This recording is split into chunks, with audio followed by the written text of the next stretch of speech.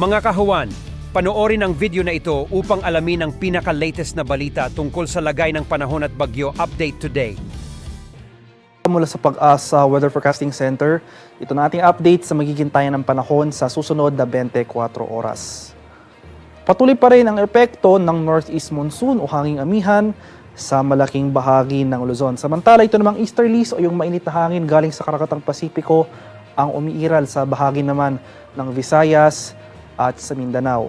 Dahil sa easterlies, makakaranas tayo ng mga kalat-kalat na pag-ulan na may pakulog at pakidlat sa silangang bahagi ng Mindanao. At dahil naman sa amihan, makakaranas rin tayo ng mga kaulapan na may mahihinang pag-ulan sa silangan at hilagang bahagi ng Luzon.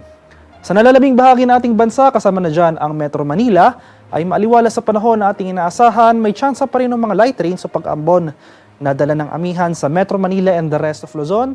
Samantalang tsansa naman ng thunderstorms ang posible nating maranasan sa buong Visayas at nalalabing bahagi ng Mindanao.